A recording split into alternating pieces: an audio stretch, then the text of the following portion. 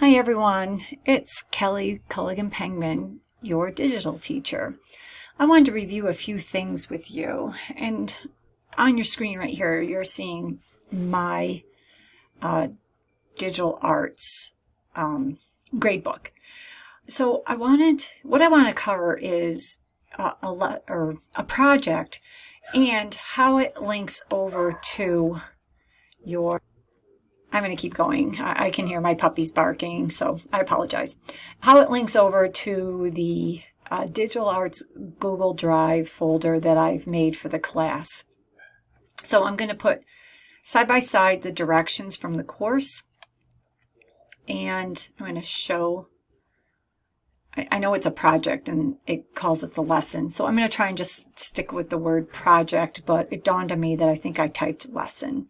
So at any rate, I'm going to do number 4. So unless you're new, I think everybody else has this one done. And I'm going to show you this. And then I've also handed everyone the link to the Google Drive Digital Arts folder. All right. I cannot see who has accessed this, but my suggestion is to use these directions. It's up to you, and you're going to see why. But I'm going to kind of put them side by side. I also have an outline here. Some students have said thanks for the outline. They like it. They're checking them off. Let me open that up real quick for everyone. You'll see that all of the courses here, and some students really like a checkoff list, so I have provided that here. I am up to number 20, and that is as far as I've gotten with the projects, and I'll just keep moving forward with those, right? And also in here, just so you know, the welcome information is here in case you did not, or you think, oh my goodness, let me go back and look. So it's there. Also in here, how to reach me. Right, so some students state that they needed to see the Zoom lesson, or they don't have the Zoom link. It's right here. Also, there's the phone number, my phone number. A lot of kids just pick up the phone and call. All right, so there's that. So if I go back here, I'm going to open up number 4. That's the one that I'm speaking about right now. So let me get this open. I'm going to look at the lesson layout or the project layout within our course, OW. All right, and this is the one that quite a few people use, and I'll hop over here in a second. So it does state, search the web for 2 examples. And what I've stated to a lot of students, what I do state to a lot of students, is you take your directions, or you take your item, you copy and paste it onto a Word document, and then you highlight what it is that you need to do. The assignment guidelines are pretty short. Cite your resources, use complete sentences, and then you have your submission requirements right here. What I want to do is I'm going to put the directions that I have in your Google document right here. So what I've done is I took and put your objective. I put down for submission. You may use your course, which is where you submit your work right here. You may use Google Docs, Word, free LibreOffice. Notify me if you need help. And what I've also done here, I've got actions, directions, assignment guidelines, submission requirements, and your rubric. So then what I have, and what I wanted to show you, some students asked if I added to the directions, and I did not. I have the exact same thing. And what I've done, just so you know, is I've tried to highlight for you what you need to do. All right, so here's the example. Here's the example. I've enhanced the directions. Many students have asked, what do I mean? And remember, folks, it's not me, it's your course, right? You're supposed to have 2 examples of digital art. So students have asked, what do I mean by digital art? I've given you right here 15 different types of digital art. It really helps you understand what it is that you're picking. The submissions have been fantastic. please read this article. I gave you just a sample of digital art galleries. This was a really fun. This came from a student, actually. This was a great submission. Thought everyone would enjoy it. And then I gave you actions. I gave you a setup for your paper. And then I gave you a student sample directly from a student. And of course, I asked permission. I gave you directions. Please note, in your course, you don't really have directions. I've tried to help remove many barriers for you. So here's some directions. Right? Assignment guidelines. They're right here. But if you notice, you have there really aren't any guidelines. So I gave you some guidelines. I gave you, tried to give you step-by-step. Right? I tried to remind you, they're in here, but I tried to remind you of what you needed to do step-by-step. You have submission requirements right here. I gave you your submission requirements. They are here. The 4 steps right here, they are right here as well. But what I also tried to do is I gave you a check-off list right here. You do not need to use Grammarly, of course not. There is the free version. If you're using Google, all right, let me get over here. Let me bring this over here because we're kind of talking about this right now. Did you see what I did? Control plus if you want your screen bigger. All right. Control negative lets you have bigger and larger. So what I was going to say was you have tools, grammar, and you've got, just make sure everything's turned on.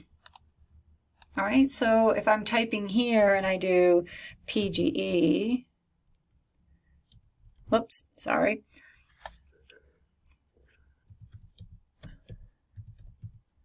Oh, is it not going to work for me right now? Oh, I have a document on. Sorry, it won't work. At any rate, Google, go to Tools and Spelling, make sure everything is checked. Ask me. I will proofread anything you want. I'll proofread things for your other teachers. It does not matter to me. Citations. I need to know where you got your information or your photos or your pictures. The website needs to take me directly to that, not to your internet search. So EasyBib is a great place, or like I said, just the citation page. This is my Grammarly down here. I have only the free version. And like I said, for some reason, my Google Tools. I'm not sure what's going on with it at the moment. Next, I did rubrics for this, and I'm doing rubrics for all of your work. Rubrics were not in the course, but I think rubrics are important so you know. The rubric is right here, and I will come back to that in a second. Also, some people, when you're submitting your work in Google, some of you have just simply forgot to hit share. All right, so it's share, get your link, share with anyone. Now, over here, some people are liking that I can make comments. You've made me a commentator, and I can make a comment right on your page. If you want me just to be a viewer, that's fine too. You don't need to make me an editor. I'm not going to edit anything. Or if you would like me to proofread your work, but I'd rather just make the comments. And then you copy the link and you click done. Now, if you're copying the link, then you are going to be putting it into your spot right here. Your link goes here. All right, in this area. If by chance you would like to download a PDF, you can do that and submit it as a PDF. All right, so you've got lots of different ways to submit your work. Let me see. Let me pause this for a second. I wanted to remember a few other things. Please do not submit things through PhotoBucket or Dropbox for us. You may save your work and your photos any way you want, but submitting me links through PhotoBucket and Dropbox don't necessarily work. Everyone has been successfully using PDFs. Google. I think every person in class has used Google and or Word. And if you need help, please simply ask. The other thing I wanted to show you very quickly, if I randomly pick 7, just 7, I have lots of information on this one, and it is set up the same way. The objective, student actions, directions, guidelines, submission requirements for Google, and a rubric. I'm going to think the rubric might not be done, but if you go through slowly, submission requirements, this one needed a calendar for 7 days. It needs a chart with totals and a written response. Okay, I gave you questions to answer. You just copy and paste those and write those out. And I gave you a sample. This is one way to do this.